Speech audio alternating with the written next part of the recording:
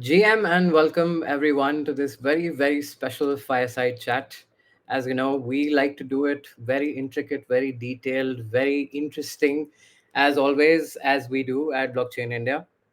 So, before I introduce my guests, I will get on board Akshay Aggarwal, who's, of course, the who leads the initiative at Blockchain India and Blockhuman Studios.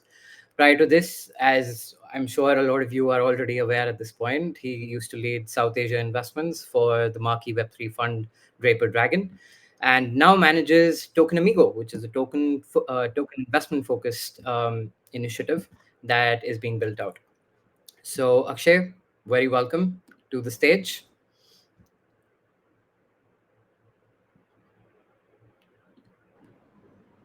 There he is. Hi, hi Arnav. Hi everyone. Great to be here. It's been some time since we connected over a video, conversation. So I'm excited about it. Arnav, I'm glad to be here with you. I think you're the popular, young gun in the industry. I'm so proud of your work every day. Your words are kinder than reality. I'll say that. Okay. Now, without wasting any more time, we of course have Dr. Sergey Gorbonov, who is, as the doctorate suggests, he has an MIT. He's a doctorate from MIT in cryptography. He is also the CEO and co-founder of Axelar, where he's leading the industry towards seamless interoperability. Axelar, of course, as you all are aware, is an initiative that is leading the industry both in terms of security and diversity, and of course, the key marquee thing that we're all, that's all the rage right now, that is in top interoperability. Of course, as you know, and as a doctorate brings to the table, he has a lot of academic vigor that comes to the table with, of course, his industry acumen. Before this, he was also the chief cryptographer for Algorand, and today we're going to be diving very deep into the intricacies of what XLR is doing behind the scenes and how they're looking to shape the interoperability landscape within Web3. So, Sergey, Dr. Sergey, apologies, welcome to the stage. Hey guys, great to be here. I just call me Sergey, no doctors. I Hey, mean, Sergey. from where you hold the degree, Sergey, I think it's only valid for us to call you Dr. Sergey. Well, I appreciate it, but yeah, let's keep it. No, I'm excited to chat. Thanks for having me, guys. Thanks for being here. Akshay, I'll let you lead the conversation now. Thanks. Thank you so much, Arnav. Sergey, it's a pleasure to connect with you. I've been actually unknowingly following your work even before Axelar because we were, one of the only few, blockchain communities that was developer oriented back in 1819, and so we had the pleasure of or kind of the head start to interact with some of the best minds. So we worked with some of the Algorand team very early. So I remember 2017, no, 2019 was when we conducted Algorand's first hackathon uh, that was India facing. And so, it was obviously known for the magic on the cryptography end that Algorand brought about. So I think it's, I've been following even before Axelar some of the work, but today I'm super excited because it seems like we've been looking at the promise of interoperability since I think 2017, 18, because we all knew that this was a direction that we were going to head towards if scalability wasn't solved individually at the chain Right. level, right? And so again, I would love to, get into, chain fragmentation, the problem that emerges out of it, because of it. But before that, let me just welcome everyone, right? So, uh, hey, good evening, builders. Good morning, GM, for the ones that are in the West, right? So, I'm glad that the industry is taking, a turn back towards excitement. I hope you're enjoying that too, and specifically the ones that got into the industry during the last bull phase or the excitement phase. Right. So I think this is a time to cherish. This is a time to feel at ease if your portfolios weren't doing as great, specifically for the builders, because sometimes when the market sentiment's not as positive, we tend to you know be skeptical about what we're building towards. yeah, when there are very few transactions, and there were a lot more than just a few, even during the beer run this time, right? So we've had it easy, we've had it kinda the this cycle around, but again, you know, as they say, your metal, your belief definitely gets tested during the beer run. But again, we have today, Sergey from Axelar Network, as many of you know. Axelar, even if you're just looking at the charts or the prices, Axelar is an outshiner for the better part of, I think this year so far, right?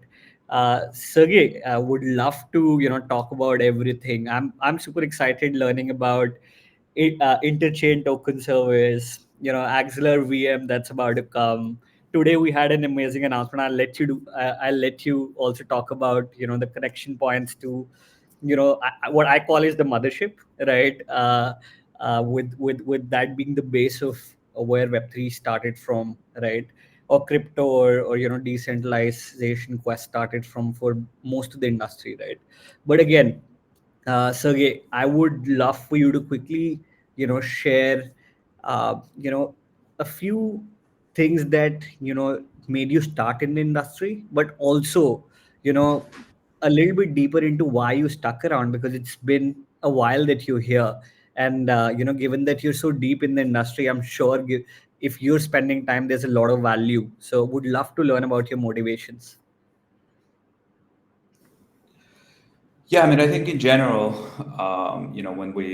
when we started Axelar, it was pretty clear that the space is becoming more and more fragmented, right? With all kinds of layer ones, all kinds of stacks being built, and it was clear that for the ecosystem to scale, we need to have a lot of layers, and we need to have a lot of stacks, and we need to have what I call is like horizontal scaling, right? When you horizontally scale, you fragment things, and then in process you need to keep things as connected as possible, right? And kind of reconnect things. So that's what we are kind of doing with Axelar. The end goal is really to empower developers to build across all of the stacks with very easy deployments, right? Across all of the chains. So you don't have to go and pick one chain at a time. You really can have your application live everywhere and allow users to interact with any application, any asset on any chain with one click, right? Today, kind of the bridging experience is pretty painful. Wallet onboarding is pretty painful. Hopping from one chain to another is pretty painful. So I think for the industry to move to the next level, all of these things need to be sort of abstracted away, and all of that needs to be, taken behind the scenes. And so that's what we're doing with Axelar. And I think to your, previous point, like, people have been talking about interoperability, for as long as I've been, in the industry, right, from 2016, 2017. I think the challenges with interoperability is that building it secure is hard, and the stack itself is very, very complex, right? So I think the barrier to build interoperability protocols or especially robust interoperability protocols, is very high. And I think previous protocols and attempts in the industry, they were not simple enough, right? And I think this is a philosophy and like the approach that we're taking with Axelar, is that how do we make it as simple as possible, and that really goes back into thinking about like what are the core properties that you need to provide at the networking layer, at the applications layer, at the service layer. We can talk about all those things, but that's sort of a little bit about what we're doing. Sergey, that's amazing, and I can't wait to delve in deeper, into some of the, from the outside it seems magical when you see Squid working across. We've been used to hopping across chains, bridges, coming back from bridge to the main chain and all of that. And now when I look at Squid, it seems like, okay, it's just one click, and we would definitely, you can see the UX improvement immediately as soon as the Right. interoperability and sort of the connection is realized.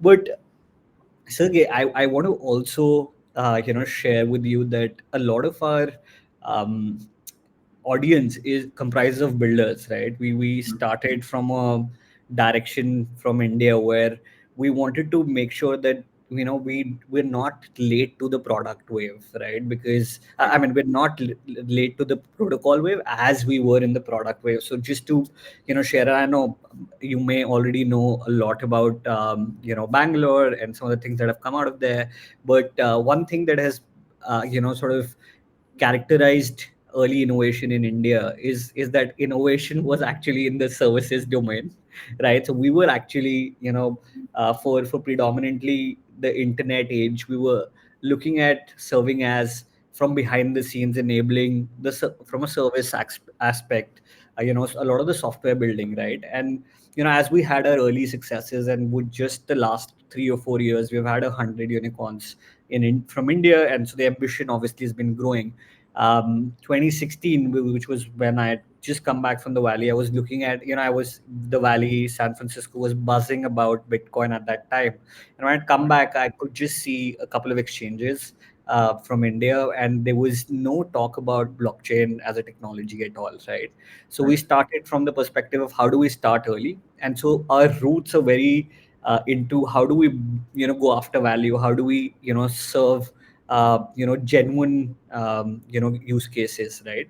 And so Mhm.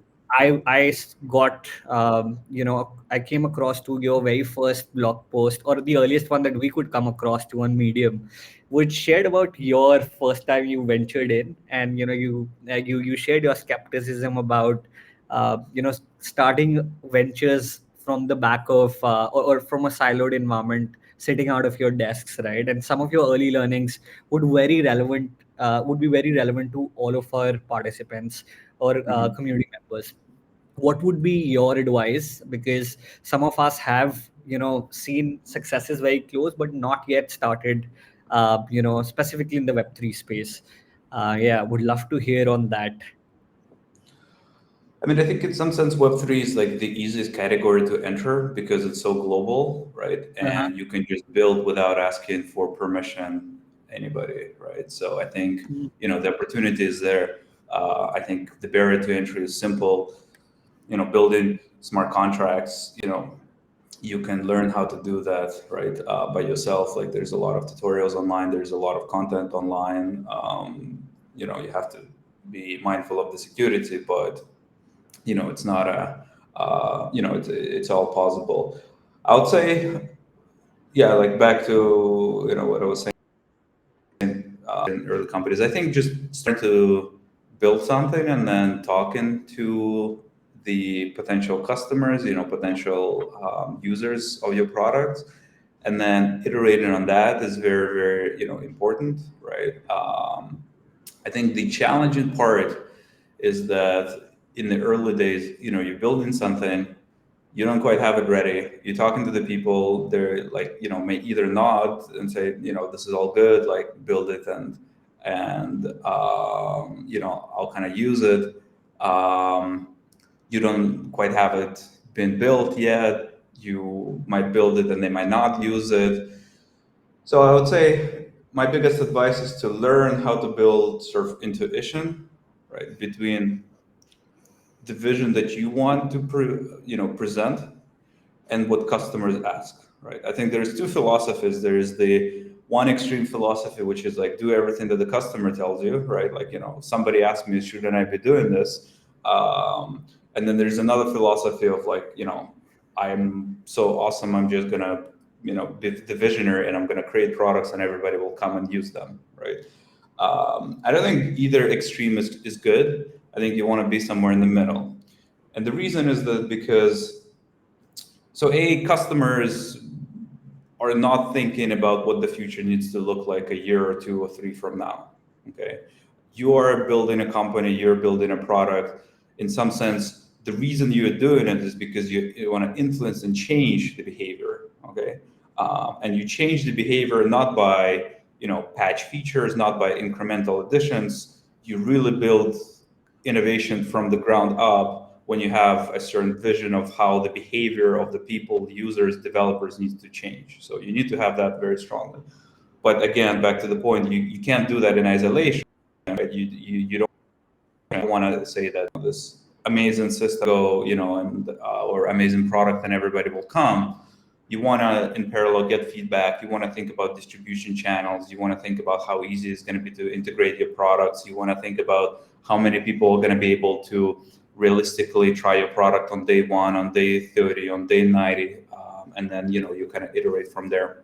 So yeah, I would say like this is this is where you want to try to strike, right? Like to your point, like you don't want to be serve in some sense kind of just serving customer features day and night. I think that's great. You might get initial usage, but if you want to build something fundamental that will be there 5 or 10 years, years down the line, like you do have to come with some creative vision in parallel, and you can either lead with customer requests and sort of put your vision in parallel to it, or the other way around. It depends on your personality, but be in the middle. Don't go to the extremes. That's my advice.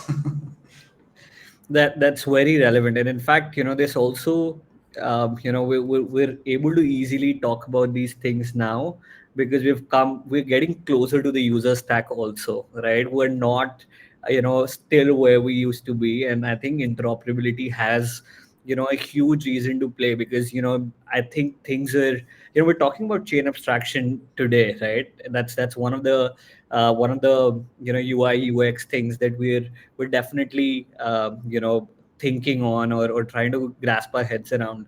And I think given that we're moving so close to directly enabling user interaction, I think the stack seems somewhat ready. But Sergey, I would love to for before getting into the nuances between just what's happening within Ethereum versus connecting different layer ones. I wanted to understand what even after important innovations at the end of Cosmos, Polkadot, right? Why was it very important to solve the way Axelar Network has thought about the design space, right? Would love Yeah. to get your thought process about why a move ahead, or a layer below was very important to execute things moving forward for the builders to get somewhere. Yeah, because I think if you look at Cosmos and Polkadot, they historically focused on interoperability within their ecosystems. And so the Yeah. protocols that were built, for Polkadot, definitely it was very Polkadot native protocol. They try Mhm. to build a shared system that could scale to multiple chains. But there was no, sorry, thinking about uh, how to actually extend it to other ecosystems, right? And I think for Cosmos, it was the same. They did have a vision that there would be multiple ecosystems outside of Cosmos, but the protocol was built around the core kind of Cosmos Tendermint stack and consensus. And so it made it very hard to apply it to other ecosystems, right? I think people are trying, and people are still trying.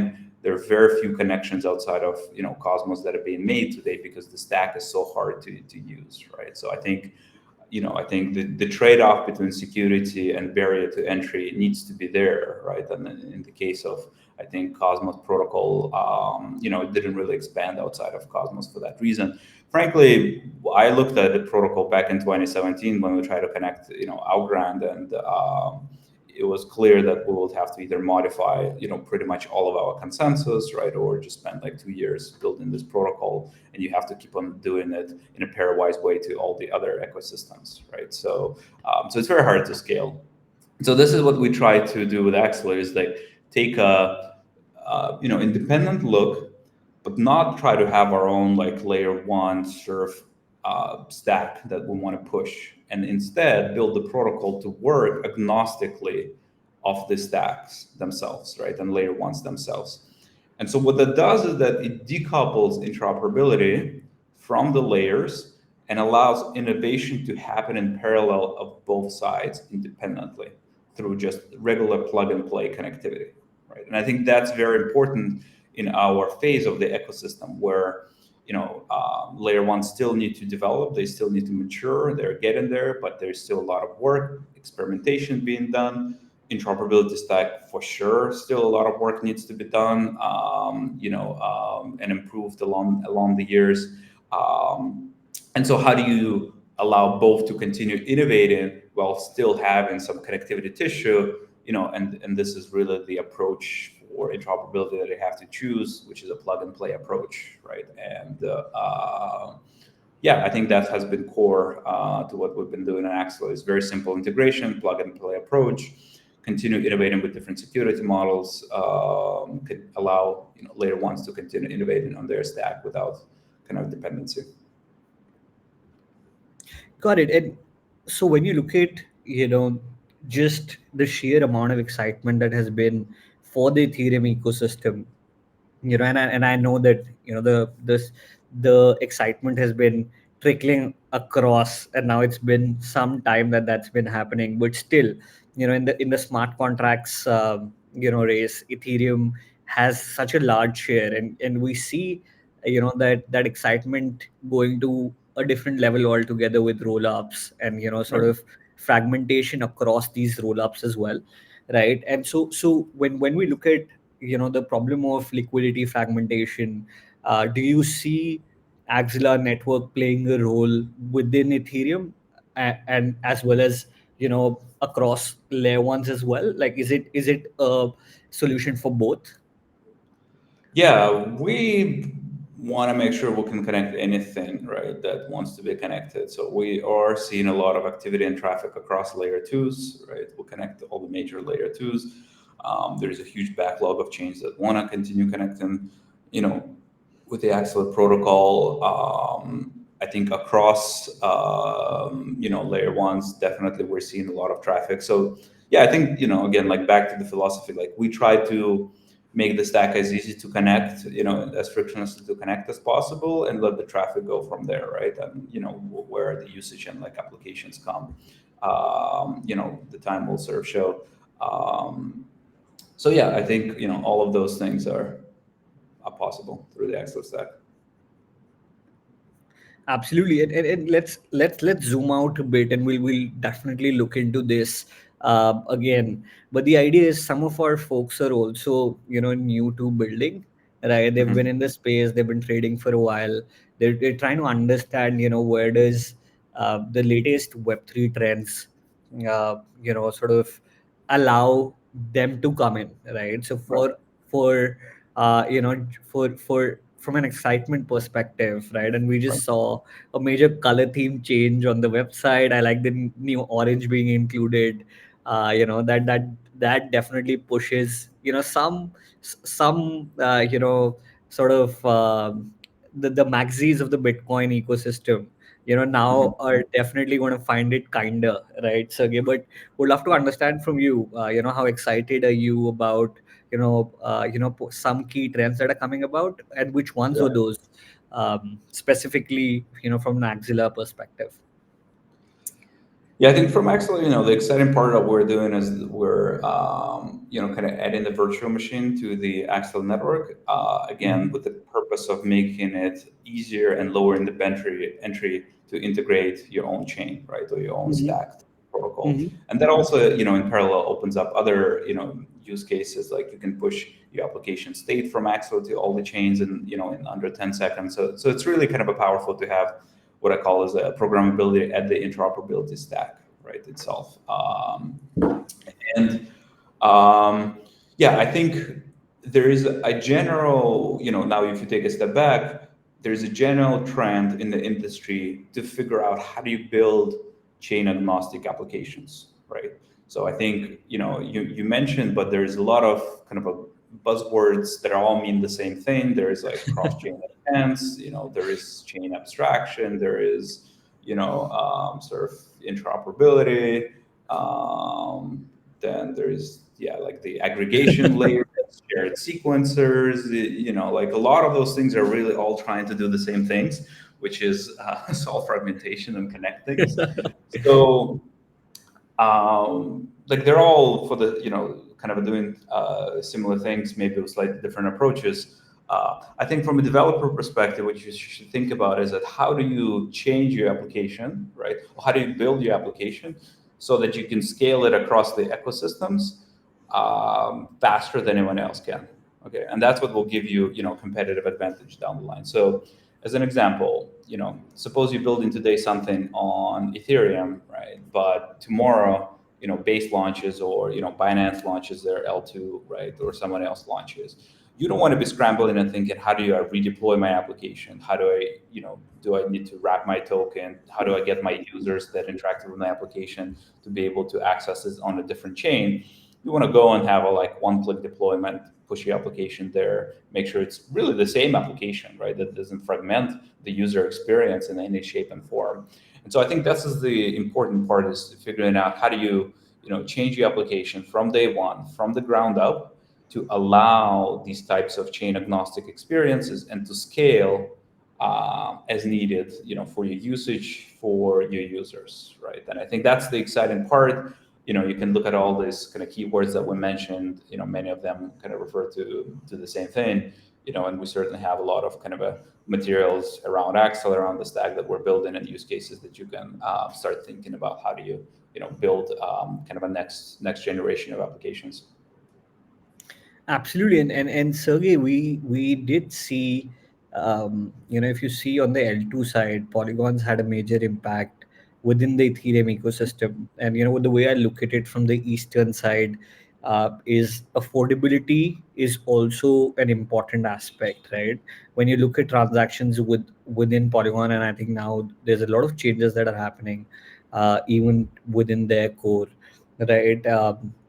But I think a lot of people just onboarded the bandwagon because their L2 could scale and the transactions could come in at a much cheaper sort of price tag associated with it. Like, for example, for the NFT industry, right? It was such a fresh welcome for all of the artists, because they found it easy to launch their NFT collections on Polygon, specifically the ones that were very experimental. And sometimes you just don't know when these experiments sort of scale, and you get tremendous amount of attention, right? Mm-hmm. So from that perspective, do you see some particular things that would become very relevant when you look at the post Axelar network world, where we're only deploying, let's say, a game, right, which on day one is across the 7 or 8 layer ones, right? Do Right. you see that there are some use case that will become immediately more attractive than they were currently, before interoperability was solved for?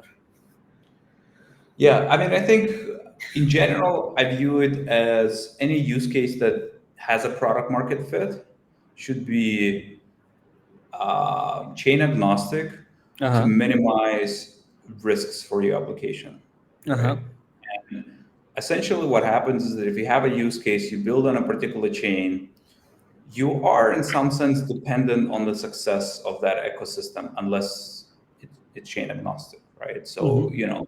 both technical dependency to make sure that layer one or layer two continues to develop its stack, continues to gain users, from adoption perspective as well, right? Like you can only get as much usage as the number of wallets, right, on that Mm-hmm. chain, as you build interoperable stack. So I think that's the risk, right? And the decision that you make today for choosing the chain is a very complicated one, and you might not want to make a guess, right? And Absolutely. you're not going to bet for the next year, 2, 3 down the line, because that's the Yeah. bet you make, right? You start building today, you're not going to ship it tomorrow. Yeah. You're going to take 3 months, 6 months, maybe a year to build it, depending on the complexity.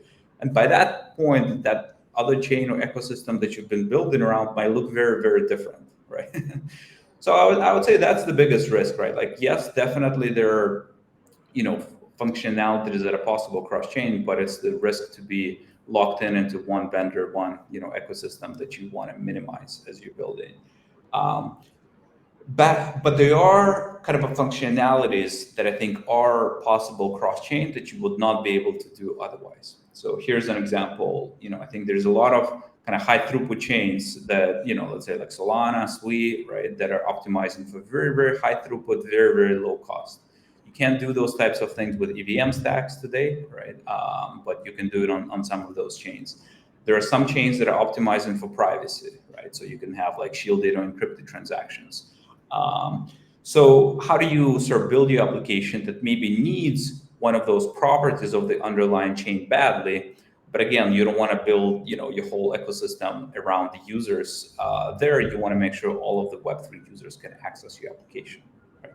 So in some sense, composing chain properties, right, through your application allows you to utilize sort of the best of both worlds, right? Choose the best technical stack, but also have global distribution and global reach to your users, which I think is, it is definitely like a novel approach, right, of what you would not be able to do. And then the third thing that I mentioned is that through the Axelar virtual machine and like I said, sort of programmability at the interoperability stack, you can actually do very efficient things like you can push a state upgrade of your application to all the chains in like 5 or 10 seconds, right? So here's an example. We're working with one project that was building, actually a couple of different projects that were building chain agnostic naming services, right? So the basic problem is that you want to be able to map like a user handle, like Sergey, right, into a public key across all the chains, right? So you don't have to remember it. So it turns out, keeping this type of a mapping registry is most efficient on Axelar itself as the state. But on every chain, you have your edge contracts that will receive the state and then serve the users of that chain in some sense, right? If you were to put the core logic like this, let's say on an L2, then for Axelar or anyone else to propagate it, you would have to inquire and wait for very low latency, for very high latency, right? So, let's say 20 minutes, 30-minute latency, because those L2s have long finalization times. But if you push that logic through Axelar, you serve all the users simultaneously in like 5 or 10 seconds across all the chains, because we have instant finality on the chain itself. So that's the interesting third, I would say, novel property that you can start utilize going forward. So yeah, number one, chain agnostic avoids chain risk. Yeah. Right. Number two, chain agnostic allows you to compose the best properties, the best technical properties that you need, while getting the best distribution of the application. And number three, you now can build novel types of use cases by kind of programming at the interoperability stack itself. Very intriguing. And what does that mean for specifically, in the, Bitcoin has so much of potential liquidity. I mean, I would like, so many people are just holding it right now. When DeFi comes to, an L2 on top of Bitcoin, the Right. game suddenly becomes so much bigger, right? Right. Just in terms of number, imagining it seems like we're going from sub 10% levels to potentially 30% levels of just the industry numbers, right? If you see how Right. attractive it becomes. And again, there is just amazing amount of relatability, specifically to people that are outside the industry, to Bitcoin, right? So when you look at DeFi applications, or that liquidity getting connected, what are some of the things that you think are going to be super visible in the coming days? And given that I think the connection to Bitcoin layer one has just happened, I believe, right? I'd love to get you to share some thoughts around that. I'm very excited in the Bitcoin ecosystem myself. Yeah, the connection is not live, but it's kind of being built right now. Uh-huh. So hopefully we'll go live later this year. But yeah, I think Uh-huh. to your point, I think people have been trying to give sort of functionality and programmability around Bitcoin for a while, right? Uh-huh. I think it's very hard to do that. It's a limited chain itself, but by having access, by having connection, through Axelar, I think we are making a lot of the Bitcoin L2 deployments a lot simpler, right? And like allow them to to program and use essentially the biggest asset in the space, right, in a programmable and secure way.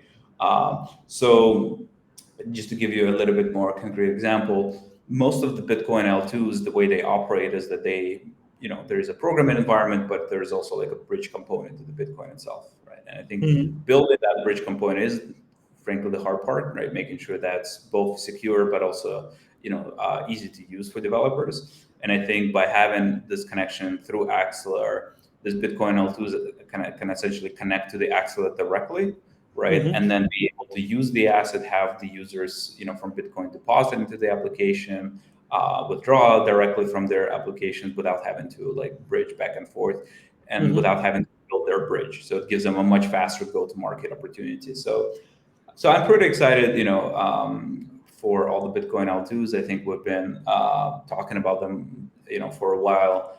I do think we're going to be able to lower the barrier of entry to build a new programmable stack around Bitcoin exponentially, essentially, right? Like through this connection, and we'll see where it takes us over the next few years.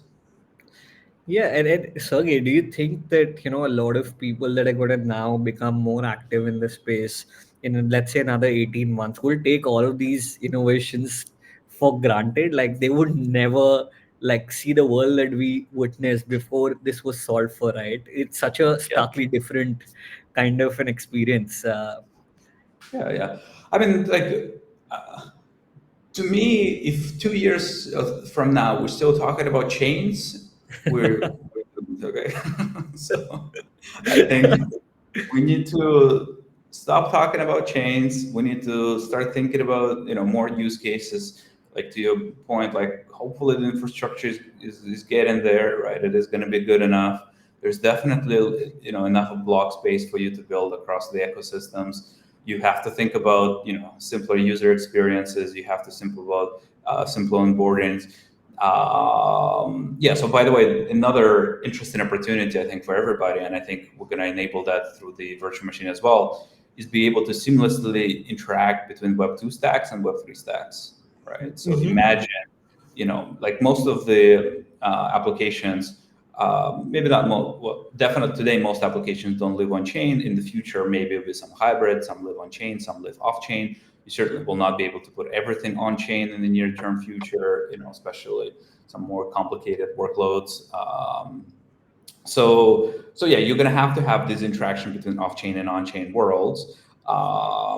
And through the amplifier and through the virtual machine, we are actually making it very, very simple for you to go in and out, right? So think of it almost as a gateway. And so you can imagine building an application where some functions are executed in your browser, right?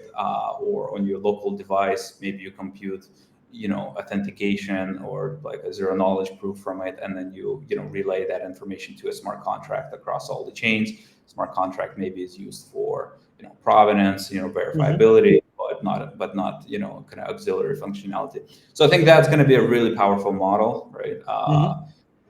I think Web3 and blockchain, it is a stack, but it's not I don't see it as a replacement stack, right? I see it as a stack that has novel properties that can extend trust and verifiability through the core of our systems, right? And I think that's important to realize it, and I think it's important to build appropriately. And back to the opportunities, I think these integrations between Web2 and Web3 sort of systems with huge distribution channels is where a lot of potential is, right? Traditional systems, social networks, they all have many more users than blockchain systems today, right? They're a lot simpler to use as well, right? And I think thinking about those lines, how do we make your system or a product as simple to use as the more used Web2 systems? How do you make sure the experience is really frictionless, right, between them? I think is something you have to think about. Farcaster is doing, I think, a good job in that direction, right? That can abstract in a way wallet interactions. I think most people don't even understand what's happening behind the key management, So I think that's a good example of type of experience you should think about. Absolutely. And I think, when you're looking at, connection to marketplaces too, because most of the attention today is either on these e-commerce platforms, or you see streaming platforms, or just social media networks, as you mentioned, right? And so with this new excitement around social finance, and you mentioned Farcaster with its deep linking with frames as an innovation.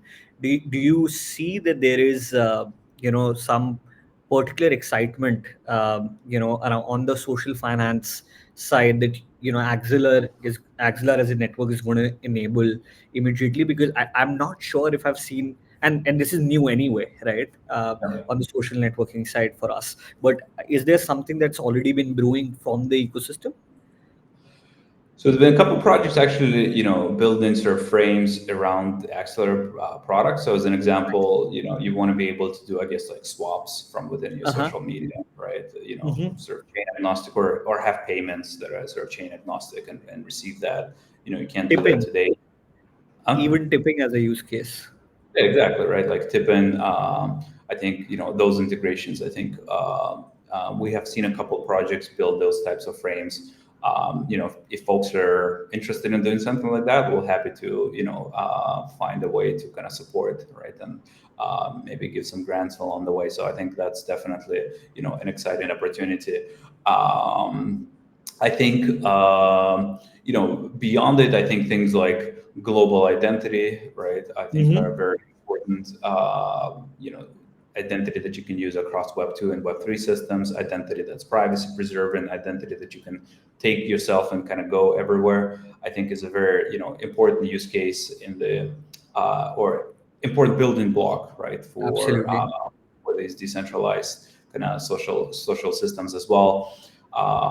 Things like even like I think we still haven't solved, but like global portable like credit score, right? Yeah. Like Reputation. Yeah. frankly, like people go from one country to another more often than ever. You don't take your credit score, you don't take your financial history. Exactly. You have to Uh-huh. rebuild it from scratch, which is horrible, right? Like that prevents your movement. It like limits what you can do. So I think being able to have global socially accepted identity, credit history, Uh-huh. I think very very very important building blocks that I'm excited to kind of see more of. Nice. So just moving from the core computation stack, because a lot of these problems are solved. You're thinking of the middle layer, because identity is where it starts, right? If you don't have, Right. let's say, in the gaming environment, if you don't have a basic thing as your profile on Steam, and whatever its counterpart going to be, or whatever its plugin going to be, from a decentralization perspective, you cannot have that that structured data. And how do Right. you don't have the construct for identity? How do you then utilize it for in an environment where there is a lot of anonymous or pseudo anonymous users, right? Right. And for Right. chains, I think it's when you're distributing grants, like that's the first use case of how it's sort of being interfaced. Hey, quickly checking in, Sergey, I have a lot of interest in Axelar. I think we've not touched upon interchain token service. That's something very exciting for me. I have a particular question around data, but how are we placed on time? Do we have a hard stop in a minute? I can spend another 5 or 10 minutes if you That want. would be amazing. That would be amazing, Sergey, because there are a couple of questions also, right, on that I can see directly coming from our channels. So Yep. one thing that was very exciting for me, you definitely did touch upon social media as a use case, and how that's being also experimented by one or two products already. But there's this idea of data interoperability that so one is liquidity, right, more so associated with transactions that are of financial characteristic, right? Mhm. But what about Mhm. data interoperability? Do you think, like, from a social graph perspective, do you think that's something that's been solved for, or do you think that's going to be a separate design space altogether that's going to get connected moving forward? Yeah, I mean, I think the reality is that look like data has always been important, right? And we've seen sort of a handful of course, like larger like companies monetize our data and monetize everything around it, right? Mm-hmm. I think with the with the AI, right? With the the general trends of people wanting to move around and like have ownership of their identity. and of their data. I think figuring out a way to make sure people's data is portable yet interoperable is very, very critical, right? Because if you are not monetizing on your data and your information as either a company or a user, you're going to be left behind. I mean, I Yep, strongly. absolutely. So you have to find a ways to kind of turn your, think of it, data/experiences, right, into useful utility. And I think the way to turn it into useful utility is making sure it is portable and interoperable, right? And I think things like, having a portable social graph, people, portable identity, portable social score, portable financial instruments, I think all very, very important, like building blocks, along the way. And by the way, we see this sort of general trend, right? Like even from centralized players, let's say like, Twitter/X, right? That I think Musk sort of purchased now. I think if you look at it, like his vision, even from the early days, has been to build this application that you use for everything, right? Sort of the super chat of the world, right? That has your data, that has your payments, that has your shopping, and everything else, within it. So, those types of platforms are going to continue to monetize and gain more value, unless we find sort of alternative routes, right? And I think alternative routes are sort of there through empowering individuals and allowing them to build, similar types of systems in a completely open and permissionless environment. So that's why, I think I'm kind of pretty excited about it. Yeah, absolutely. And so, when if you look at the pre-Axelar world, there was this huge skepticism around bridges, right? And now that validators are on the bridging layer itself, and again, I would love your take on where is it? Is it obviously pun intended, is it layer 0, or is it at the same layer? Right. So that is one thing that I would want to get into. But even outside of that, data, becoming interoperable, there's going to be security challenges around that as well, right? And is Right. there, how do you see that getting sort of solved for? Because all of these social finance applications are going to require that, right? Yeah, correct. I think building this securely is one of the challenges, right? And I think that's sort of what's prevented interoperability from moving faster in some sense. I think it is very unfortunate that we've seen an array of ad hoc solutions that were just centralized multi-sigs that all got hacked over the last few years, and many people unfortunately lost their funds. So security is something we take very seriously throughout the stack, and all of the ecosystems that are building around it. We have a multi-layer security kind of philosophy, right? So there's a core base layer, which is the most decentralized and permissionless base layer, right? And you get security, an open permissionless validator network. Then there are very robust kind of engineering practices that go around to push anything into the stack, everything from multiple code audits, $1 million bug bounties, rigorous tests, unit tests, and things like that. And then the third thing, which we call is like application layer security add-ons. So things like rate limits, things like withdrawal limits. I think they're all very, very important, like circuit breakers for the application in the worst case scenario. So yeah, I think if you look at, by the way, Uniswap did a very comprehensive security review of all the different interoperability providers, and sort of only Axelar and Wormhole passed their security due diligence, and everyone else has failed because they either didn't have the right core or the right engineering practices kind of around it. So it is very hard to build, but I think back to the beginning of our conversation, I think this is why it's very important to make sure that interoperability is sort of decoupled from a layer 1 ecosystem itself, so you can continue innovating on the security of the interoperability while layer 1s continue innovating on their own stack, right? So we have projects that are implemented different security models, leveraging everything from multi-token security to protect their connections to like zero knowledge proofs, like client proofs, and all of those things are very, very important. Besides kind of the core network itself. I completely agree with you. And Sergey, since you're so deep into cryptography, it just helped how you sort of also broke down FHE in your blog, and what it would take for that ecosystem to kickstart. So just to let you know, people over here in this part of the world are following some of the amazing work that you're putting out, just from a thought perspective as well. So just keep writing to us those amazing takes. We really are able to sort of distill down to what can or what will it take to get somewhere. And then for example, one of our community members asks, he's working on his own idea, right? So if you're going to be starting on something that requires that privacy on at the chain transaction level, right, you may FHE may be something that you require in your application, right? And so from that perspective, such thought pieces are wonderful, because that this may not be immediately the right time to start something like that.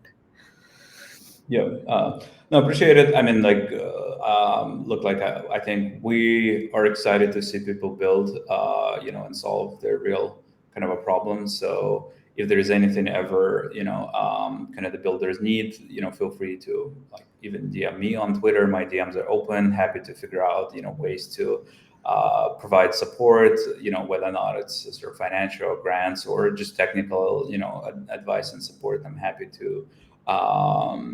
Yeah, happy to help people, in any way that they can. I think we strongly believe in sort of permissionless innovation across the stack, and I think what you guys are doing is pretty awesome. Thank you so much, Sergey. This means a lot to us, and what? Honestly, you're inspiring a lot of us. So keep doing, some of the magic that you're actually implementing, and some of the others are actually, repackaging it. But again, because of your team solving it, it's we're seeing that transition finally happen. So that definitely pushes all of us forward, in actual implementation or execution, but also in inspiration wise. Thanks a lot. Awesome. Arnav, Well, over to thanks you. everybody. Yeah, feel free to again like DM me. There is a Discord that's open. You can find it through Axelar.network and all kinds of sort of channels, docs, and like ways to get engaged. No, Absolutely. absolutely. Said the same thing. So thank you, everyone. We've just to inform both of you, since I don't know how much you were paying attention to that, but we had more than 2,000 people concurrently watching this conversation. So I'm sure there's a lot of learning that they took out of it. I think the biggest, most powerful thing I heard out of the conversations, okay, was the fact that the importance of making it easy, right, and making it seamless, and not boggling down the end user with 10 million things for them to learn about and bend over backwards and actually understand cryptography to a certain level for them to be able to leverage the ecosystem. I think that was a really powerful thing, making figuring out that product fit, figuring out even that messaging fit. I think that's the bigger challenge for a lot of projects. That is, how do you communicate what is it that you're trying to achieve? So brilliant conversation. I most certainly took a lot of insights from it. I'm sure the audience did as well. Thank you so much for being here today, and Thank you, hope to guys. see more conversations going forward. Thanks, Arnav. Thanks everyone for tuning in. Sergey, we really appreciate you taking the time. Problem. Thanks, guys, for having me. And yeah, feel free to reach out if anything. Excited to kind of support you guys. And yeah, in general, I think there's lots of opportunities to build in the space. I think there's lots of opportunities to build, different markets in India and around the world. I think in some sense there's an opportunity to build next class, next gen of products and applications. And I think you guys are, have all the right kind of pieces to do that. Thank you, Sergey. Thanks, guys. See you all. See you.